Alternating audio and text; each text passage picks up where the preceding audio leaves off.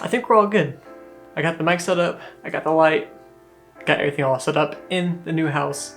I am in the works of it. The next thing I want to do for this spot is get a futon right behind me, and I'm going to move the shelf behind me into a different area, probably right here, and then I have a shelf to my left that I'm going to be moving to the other side. So that's just future plans, but I am in a new place. I will give you guys a rundown of it in a separate video, but for now, let's get right into it. So this video is about iPhone photography tips and tricks, and these are some things that I use personally, because believe it or not, I don't have my camera on me 24/7. I know, crazy, right? So without further ado, let's hop right into it and give you guys some tricks and tips on iPhone photography.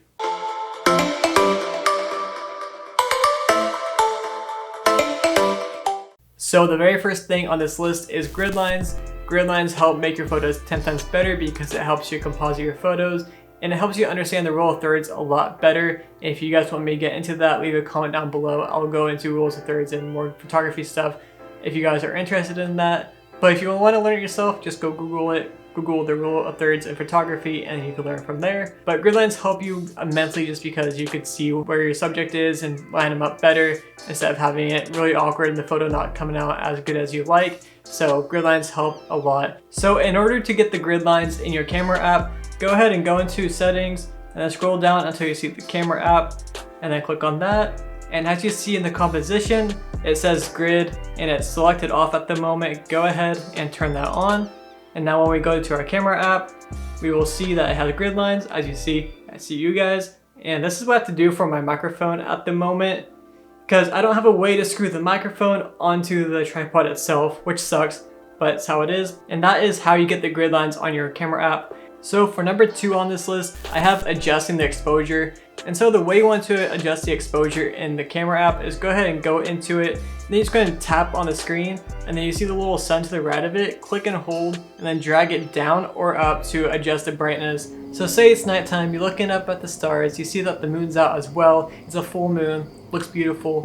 It looks amazing. And you're just like looking at it, just like looking at it there. See all the details on the moon and you want to capture that. What you would do is click on the little sun icon after tapping on the screen, get focused on the moon, and then drag that little sun logo down to get the details of the moon, and that way you could capture the moon. So that is how you do it. You caught the moon, it's beautiful, it's in your phone, you could set it as your wallpaper, and boom, you're good to go. So that was number 2, adjusting the brightness, exposure, lighting, whatever you want to call it, and it's huge to photography if you're shooting on your iPhone.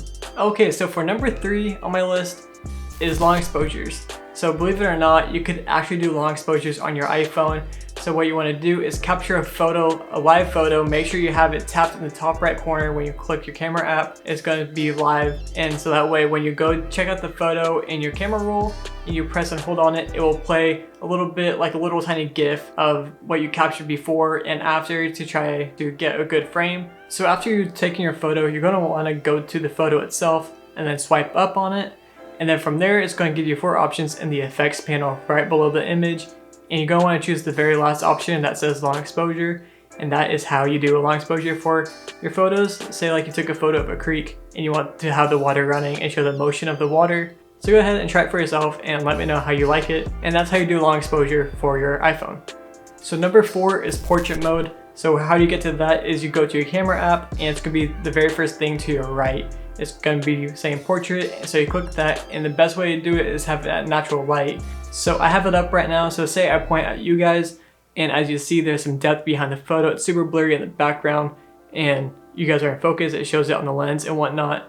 And so if I go ahead and click the thing at the top right that says F, that's your aperture, and that's where you could change the aperture itself. From there you could change it to f1.4, which is super blurry. I really don't recommend it for iPhones.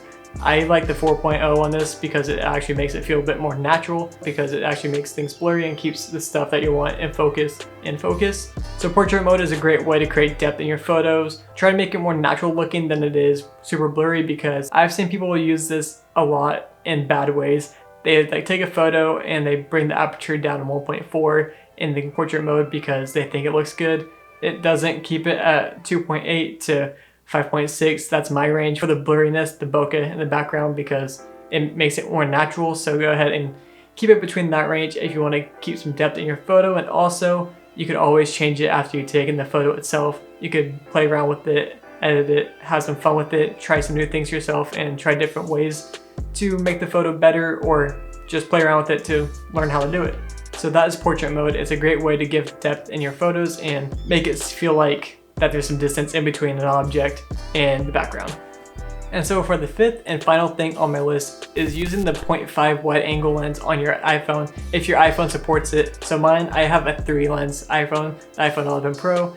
It allows me to shoot in wide, just normal, like 1x zoom, and then up to like 16 times zoom, I believe. I forget the exact millimeters, but I think it is 16 millimeter to 24 millimeter, and then a 50 millimeter if I'm not wrong. Those are like the 3 options for the zooms on the iPhone. And I love using the 0.5 wide angle lens because it allows me to fill more into the photo and gives me more room to play with. But if you don't have it, you could always use the pano mode on your camera app. Using the pano mode, if you don't have the 0.5 ultra wide option, you can still do it by just clicking down on it and dragging it up slowly, and don't fill up the whole thing to make a whole panoramic photo. Just do a little bit of it and it'll give you the same effect.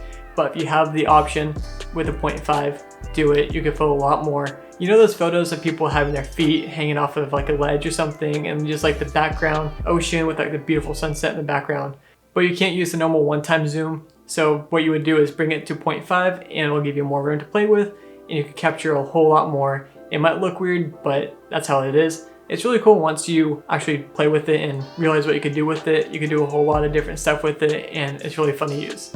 It's actually one of my favorite features of the iPhone's camera. So that's it for this video. If you guys did enjoy the tips and tricks for iPhone photography, leave a like, comment down below, and let me know if you guys want a part 2 to this. I have a whole lot more tips and tricks I could give you. Just let me know down in the comments. Also subscribe if you guys haven't. Put the post notifications on so that way you guys don't miss out on a single video. And other than that, that's gonna be it for me. Remember to always keep creating, and I will see you guys in the next one. Peace out.